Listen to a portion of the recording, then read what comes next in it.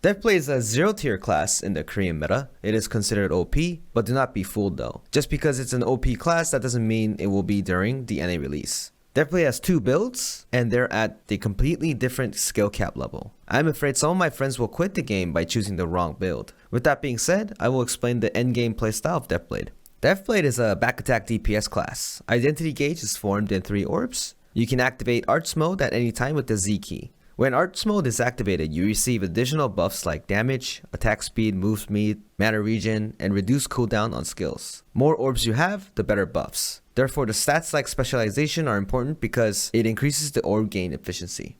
Deathblade's 2 builds are Remaining Energy and Burst. I personally recommend Remaining Energy over Burst on new US players because the overall difficulty does not justify the high DPS it generates. I will explain Remaining Energy playstyle first and then go into details later. So Remaining Energy is basically an engravement where you will still contain the Arts energy after the burst attack. For example, if I turn on the Arts mode by collecting the orbs here, like this.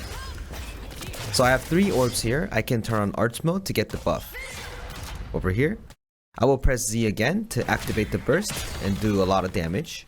And then afterwards the engravement will let me keep that buff. So from this point on, I have 30 seconds to fill up the orb again by utilizing the skills. And then I fill up the orb again, turn on Arts mode to get the other buff, and then I burst again like that. So there are 8 skill sets you need to use on Remaining Energy build. Let's go from the top. Spin Cutter. One of your main mobility skill with good back-front attack synergy, enabling up to 12% additional damage on front-back attacks. For example, if I use Spin Cutter here, it does additional 3% damage and additional 9% on top of that 3% if it's a back or a head attack. It is a good synergy for back head attackers like Deadeye and Scrapper. Dark Axle, another main mobility skill with good speed. It is often used to quickly catch the enemy's backs. Also often used to fill up if your orbs aren't fully filled up. Soul Absorber, main orb collecting skill. It fills most of your orbs. And Earth Slash, your counter skill with destruction points added. If you select the 3rd tripod instead of the first one for more stagger, both of your dash and slashes are considered as counters. So if I use this tripod, you will stand still. And this first slash is counted as a counter. So if you use the 3rd tripod instead of the first one, you'll be dashing forward. So both of these hits are counted as a counter. So it's pretty good. Moonlight Sonic. This is a sub orb collecting skill with high DPS. A good AoE as well. Maelstrom. This is a mandatory buff and synergy skill. It provides 25% attack speed and 19.8 movement speed at max tripod level to yourself and your whole party. So Blitz Rush. High DPS skill during non-arts form. So when you're not transformed, you usually use this skill for your high DPS. It also collects a bit of orbs too. Lastly, Void Strike. This is your main orb skill. Next highest filler on the list with a proper tripod. So as you notice, Deathblade skills are mostly charged. So if you're not used to charge skills, you should keep in mind that the endgame play has a lot of charges. So please keep in mind before you choose this class. Now let's talk about Burst Deathblade. Burst is actually completely different from Remaining Energy build. The whole build is focused on the burst part alone. Burst skills damage increases based on how much stacks you provide during Arts transformation, and provides orbs based on how well you stack during this Arts form. So let's get into an example. So since I have the 3 orbs ready, I'm gonna go into the Arts mode. Whenever I land the skill, there's a stack. And 20 stacks is maximum. And as long as I keep landing my skills, I'll be getting more stacks. As so. Normal attacks doesn't count, by the way. And let's say I did not done so well, and I've only filled it up to here. I activate my burst, do some damage, and I get my orbs back based on my performance. So in this case, if I activate burst again, I only have a little bit of time to do my stacks, right? So if I don't do well, it's gonna be pretty bad. I'm trying to get the orbs back. So usually when you do the burst and you didn't do so well, usually you fill it up. You fill up the orbs back using the absorber and get the orbs back, transform, and then try to do the burst again. The key point is to fill up to 20 stacks and do the maximum amount of damage you could. Now let's quickly go over the skills. There are 2 skill types, one that utilizes the Longsword more and the one that utilizes the dual blades more. Let's go over the Longsword build first. Wind Cut. So this is your main stacking skill. It creates an area of effect that will consistently provide DPS and stacks. Spin Cutter is used more to gain stacks instead of movement, because it slashes 3 times at the tripod. Dark Axle is used the same manner. Soul Absorber is your main orb generation skill. Void Strike is your second stacking skill. As you notice, I use a different tripod to make it a holding skill. Then you have Blitz Rush as an additional DPS, and Earth Flash as a counter. Now let's go over the Duelwield skill build. The change skills are Blade Dance. It is really good for stacking, but you have to be stationary the whole time, so it's pretty dangerous. Blitz Rush, you change the tripod to the other one so that you are dashing and doing close combat with more stacks.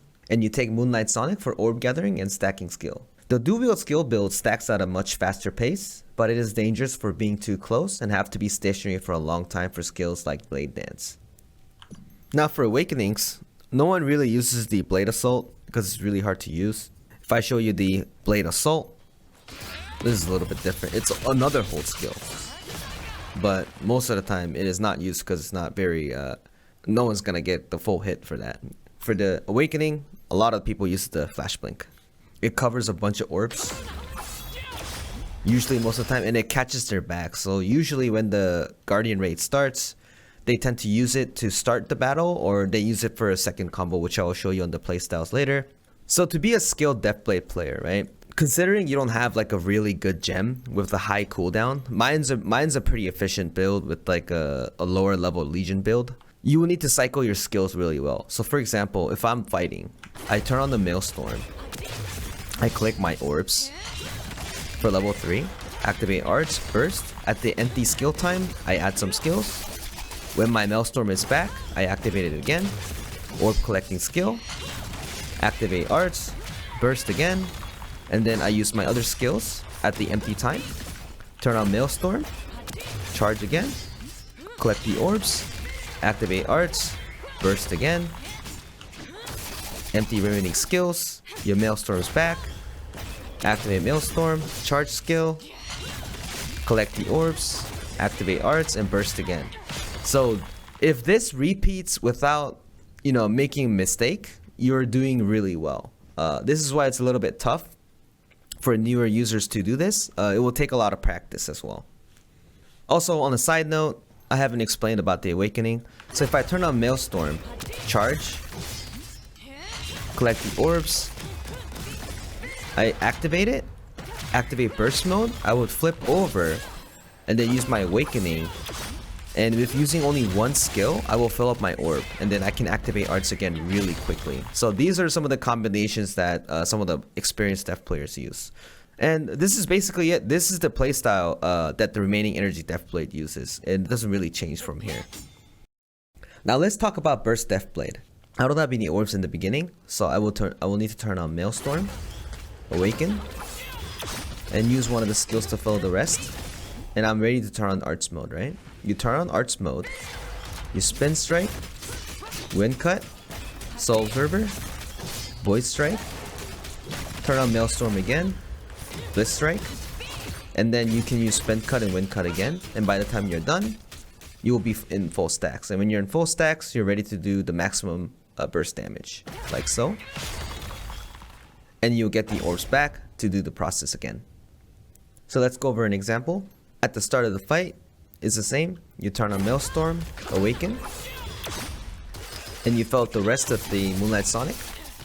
Now you're ready to go on Arts mode. You turn on Arts mode, Spin Cut, Wind Cut, Blitz Rush, Maelstrom again, Blade Dance, Moonlight Sonic, Spin Cut and Wind Cut again, and then you have the full stacks. And then you repeat the process again. So it is pretty much about the same with the remaining energy build. It's just that you choose a different tripod and you take Wind Cutter.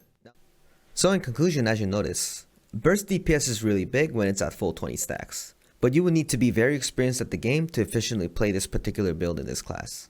This class steps up the game for you, which requires you to stack consistently in a short period of time and land back attacks consistently.